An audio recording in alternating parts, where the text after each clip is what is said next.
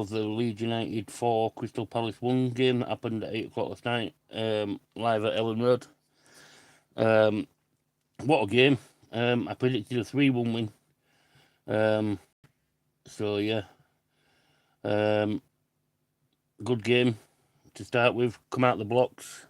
First 20-25 minutes, we seem to be sat back a little bit, just testing the waters. Palace had a couple of maybe chances here and there, but not that pressured us. So yeah, Leeds United run out 4-1 winners against Crystal Palace live at Ellen Road last night, 8 p.m. kickoff. So we'll start off with the first goal. First goal comes in from an Ethan Ampadu long throw.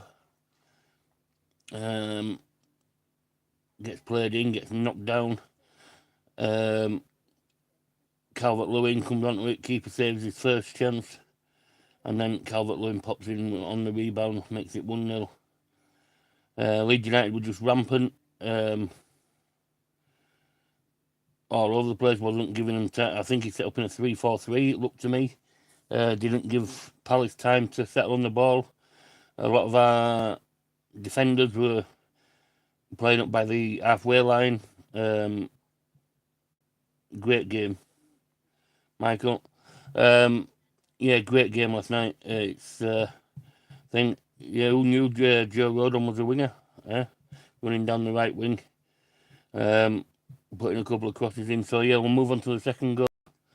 Second goal comes in. It's another long throw from Ampadu. Gets flicked on by Beal, and Dominic Calvert-Lewin stoops low to head it into the back of the net, and that's Leeds United 2, Crystal Palace 0. Yeah, going in at time, come back out, and I was hoping that we weren't going to sit back first 5-10 minutes like we have been doing and concede. No, we come out. That second half I thought was a lot better than the first. Yeah, and we were just rampant. We weren't giving them a chance on the ball. Everything else. The third one comes in. It's a corner, gets deflected out.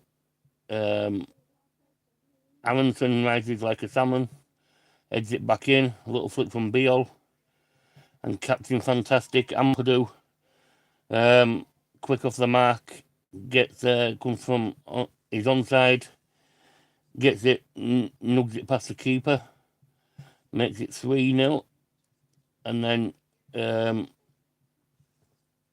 Palace get a penalty. Now, I think the knock over the top caught Beal out, flat-footed a little bit, and Uche run off him, and Perry just smashed straight into him. Just smashed him.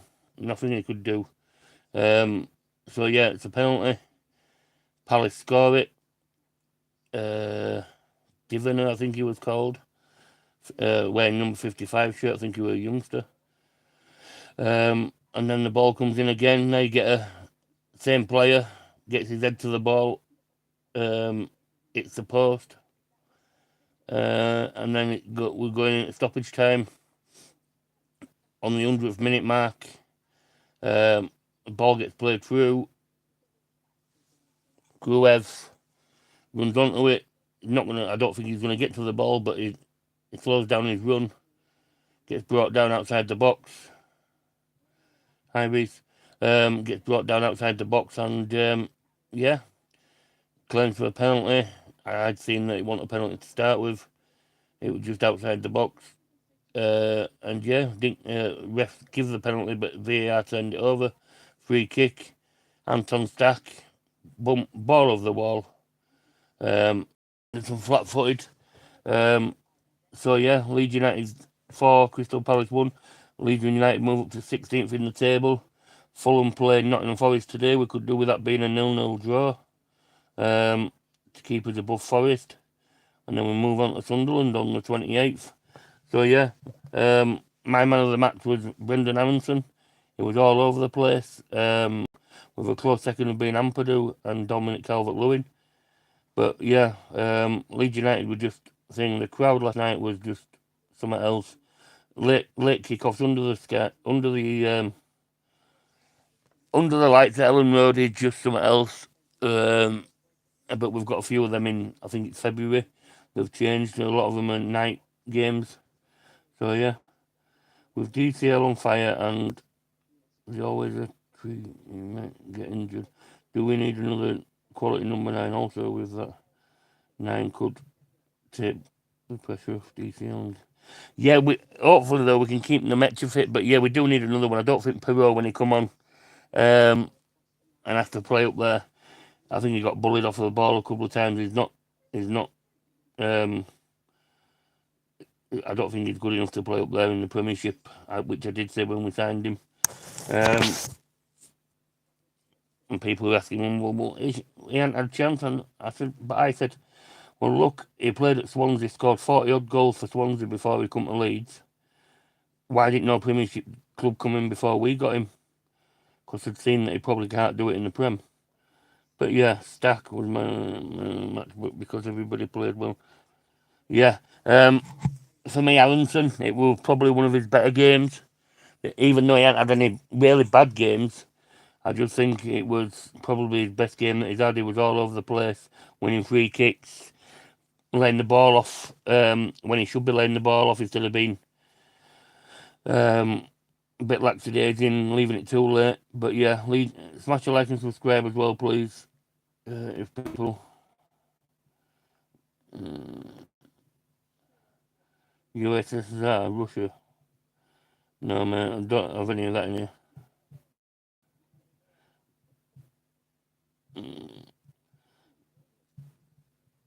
Michael, made you all just keep an eye on chat. So for me, Leeds United are in a good place. Everybody was with him when we dropped into the bottom 3. But what they didn't look at is the games that the other teams had around us. We was in the bottom 3. At the time, we was level on points with West Ham. They was above us on goal difference. Nottingham Forest was a point ahead of us. Fulham was 2 points ahead of us. And everybody was getting worried. But they wasn't looking at what the other teams around us had coming up. Now, I do a show on a Friday night, prediction show, with some West Ham fans on a Friday night, and who can go up front with Okafor? I don't think Okafor's a good up front. I think he prefers on the left. He looks a lot better on the left. So for me, I'd probably play Harry Gray up there. He's quite built, but I think he's still not built enough. But I don't think Perot could do it. And Nemetja, if he's fit, he can play up there with Okafor. But yeah, it's just then we move on to Sunderland on the 28th. Only one game on Boxing Day, which is a bit naff. Normally look forward to having my Boxing Day dinner and then settling down for a game. But yeah, we've got Sunderland, Liverpool, and then Manchester United.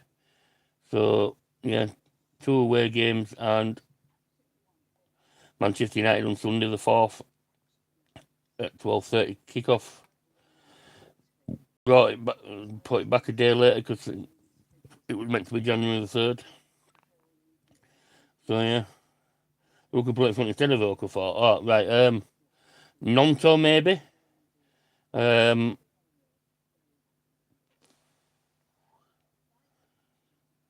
me, yeah, probably only Nonto. But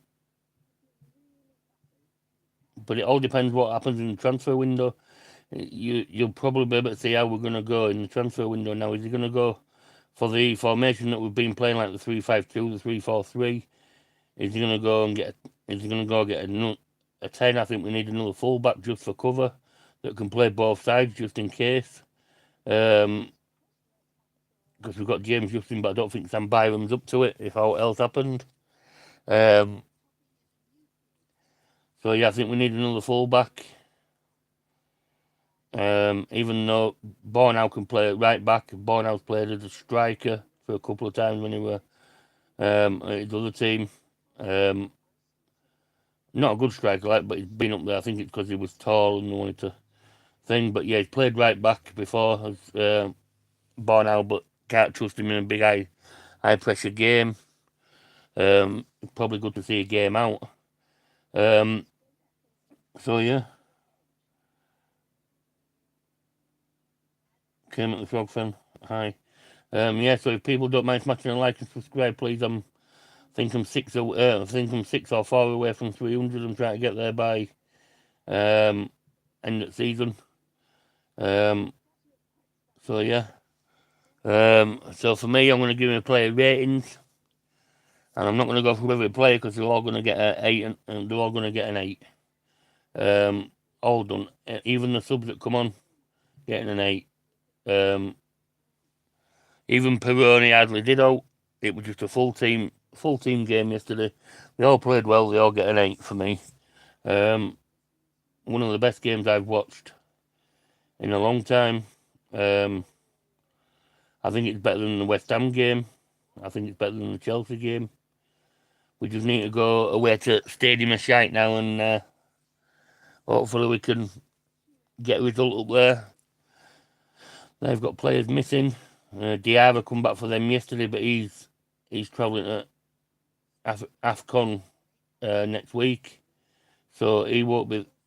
I don't know exactly what day, but he might play, he might not play. So yeah, let's all go.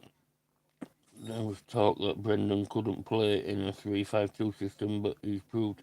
Do you know what though? Even though he's been playing wing and Dan James and that's been out on some of the games, he's been our better player, and a lot of people he's not good, he's not good. But the games that he's played, and the games that he's come on as a sub, most of this season, he's been okay. Maybe on the touch of good. But yeah, it's when I saw him start yesterday, I thought he's either going 3-4-3 or he was going to go a 3-5. No, a 5-3-1-1, and I've like Evanson behind thing or whichever way he was going to do it. But yeah, it was just very good. Amundsen's been one of our better players. People said he couldn't do it in the Prem. But yeah, I won't play him every game. Play him a full 38 game season. But yeah, we've got, like I say, we've got Sunderland coming up, Liverpool, Manchester United, and then Derby in the Cup, which Derby in the Cup has been scheduled for TV TNT. If anybody's got that, so you can watch that. So yeah,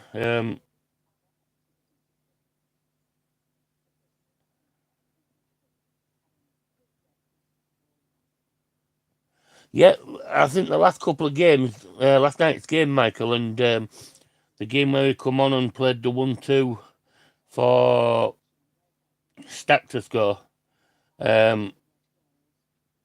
his decision making has been very good.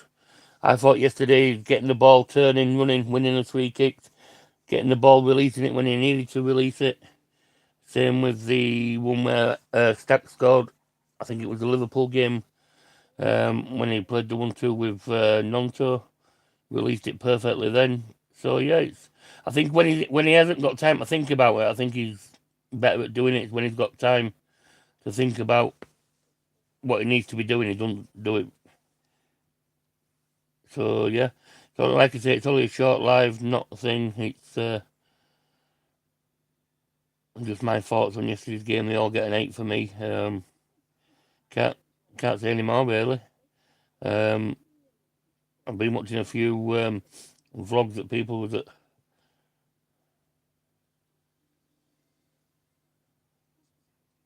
How do we play and how do we do up at Sunderland? Do we have a chance? I think if we come away with a draw, I'll be happy. As long as we can keep getting results at home and getting, even though I'd like to win up at Sunderland, if we can come out there with a draw, fair enough. That's more points on the table. And as long as we can win our own games and not lose away, but even if we do lose away,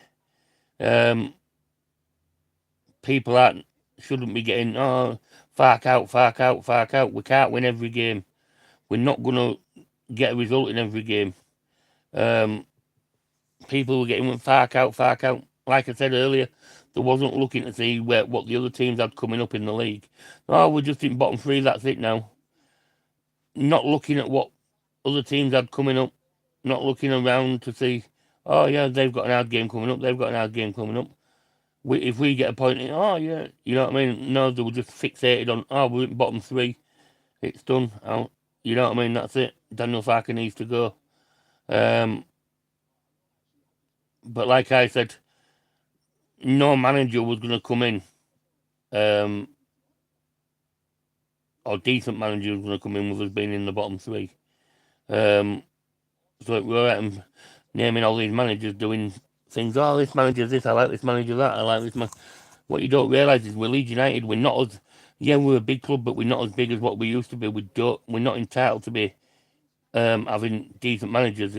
I think if they'd have got rid of Farker, it'd have been somebody that, I think it'd have been a championship manager or somebody that's just thing that had come in and taken over just for different ideas. But I don't think it'd have been a big name like a lot of people were thinking. So yeah, that's my take on it. People were too busy. Oh, we're 18th, that's it now, we're gonna, instead of looking, I took time to look. Like I say, I do a screen with West Ham lads, tell me what games they're coming up, and I thought to myself, yeah, they're not gonna, might not get any points out of that, or they might get 1 point out of that if we win. Oh, you know what I mean? So it's just looking instead of just jumping to conclusions. Yeah, we might have lost 3, 4, 5 games on trot, but we're in the Premiership. That's what was always going to happen. So yeah.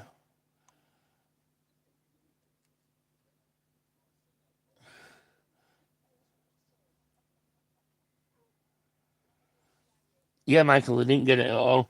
You know what I mean? They were just, we're in 18th, that's it now. We're going down. Because we'd lost 4 or 5 in a row. Any team can lose 4 or 5 in a row in the Premiership. It's the Premiership, we're a newly promoted side. What did they expect us to finish in 10th? Because I actually said if we finish 17th, it's an excellent season.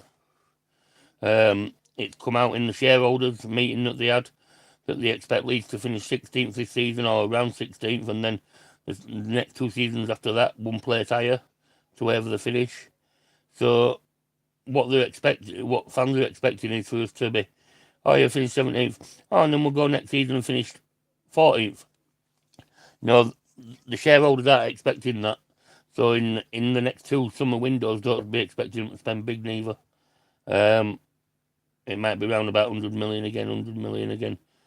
But if we can keep topping up the squad, so what if we have a few extra players that might be set out, but get rid of some of the deadwood, like Byram, love the lad, lead through and through, but just wasting a wage. Mesley, people think he's going to go in January. I think he sees out his contract, 70 grand a week. Might as well sit there and just get it for 6 months. Can't be guaranteed that at another team. Everybody's saying Jack Harrison. He's contracted till 2028, 90 grand a week. He's going nowhere. Who else is there? Joffrey. I think if we can get 10 million for Joffrey, it's well worth it. We'll be well in profit there because we only paid $1 million for him from Wigan.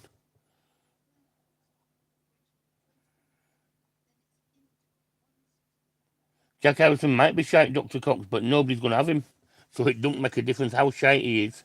No teams are going to pay 90 grand a week for him. I don't think Pirlo will be sold. I think he might go out on loan.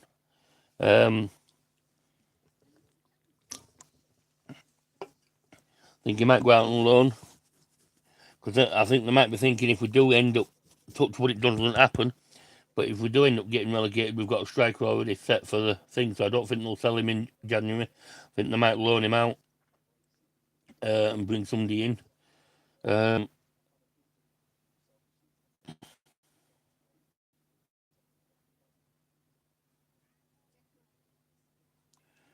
No, if people are coming and saying Leeds are shit, let them come in and say Leeds when they start talking personal. So yeah, just it's a fine.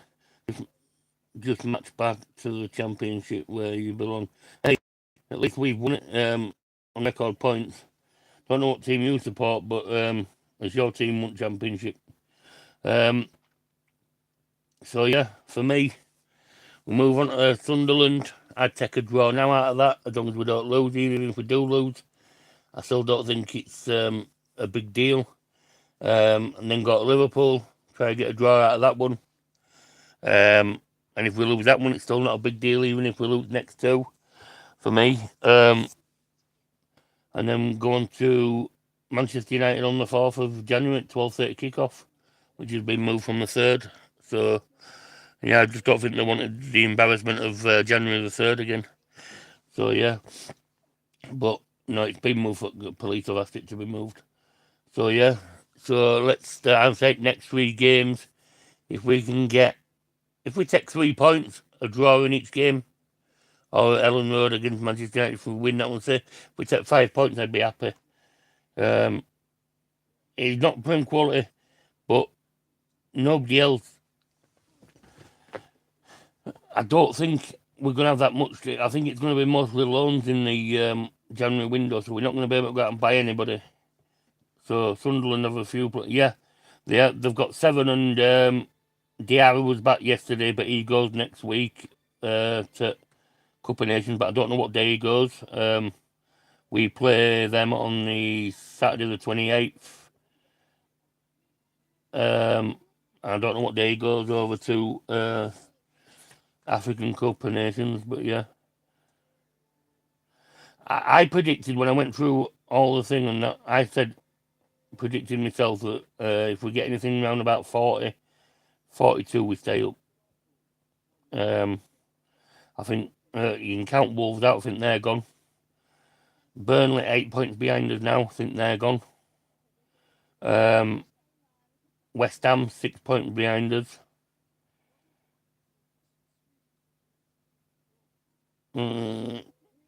I could see it coming down to the last game of the season and playing West Ham to see who stays up. And I think if we do stay up, it'll be on goal difference.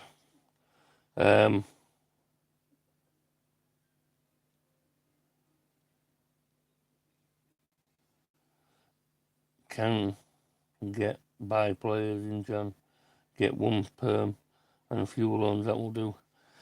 Strand Larson will leave Wolves in January. I don't think he will. I think, well, if they do, they'll be asking stupid money for him again, like they did against Newcastle, which were, I think it was £60 million. We won't be paying that, so yeah, we won't be paying that. Some stupid team will though.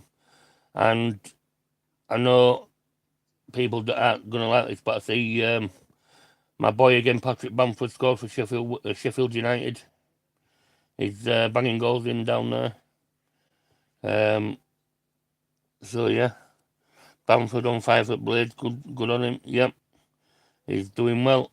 I honestly think he stays there after his contract ends in end of December. I think it is start of January. I think he signs and stays there. How many has he scored now? Is it 4 or 5? He's doing well. Was told by Daniel Farker in pre-season to get himself fit, bulked himself up. Then Daniel Farker threw him under the bus and said no. But look, Nemetri's out now. We could have done probably with another striker. Yeah, all right, he might not score, but at least he's going to pull defenders away and stuff like that. So maybe it could have been useful this season. I wouldn't have played him from the start, but yeah, coming off the bench while Nemetri's out, maybe Cooper scored yesterday, I know, for Sheffield Wednesday, I know, header. I think it was. I thought results coming in, and it said Cooper, and I thought, go on. Both him and Bamford have scored. Day out.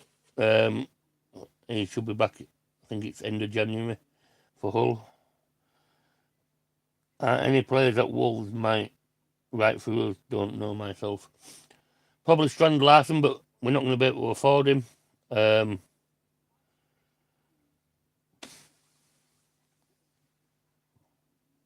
Probably that's about it. Yeah, probably Strand Larson, but we're not going to be able to afford him. I think he'll go somewhere like a Newcastle or maybe moved out of London to somewhere like Fulham.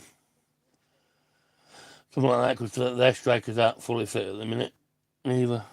Newcastle will get Strand Larson. Yeah, maybe they will. Because they've got Witter now as well, and he's back playing. He's not gone to AFCON.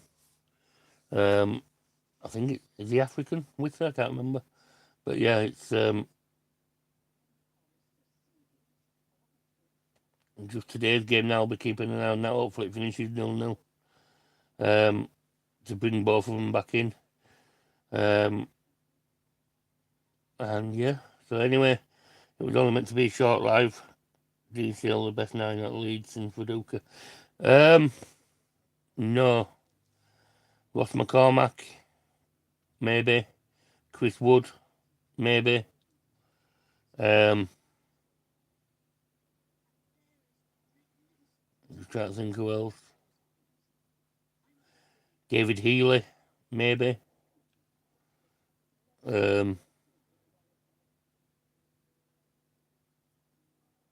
Who else have we had?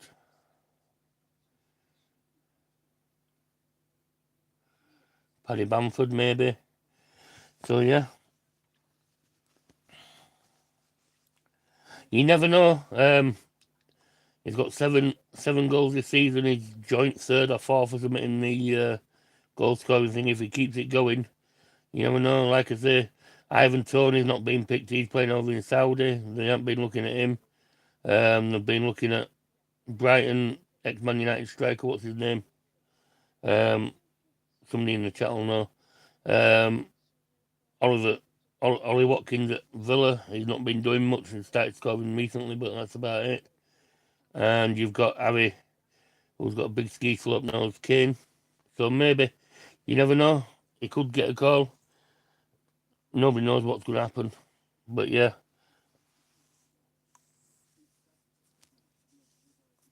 Anyway, all thanks for watching. Smash a like, subscribe. I think I'm either 6 or 4 away from 300. Try to get there by end of season. And yeah, everybody, if I don't speak to you now, I don't know if there'll be a press conference with it being Christmas for the Sunderland game. So if I don't see you before then, everybody have a good Christmas. Don't eat too much, don't drink too much. And yeah, Merry Christmas. Root, root, root.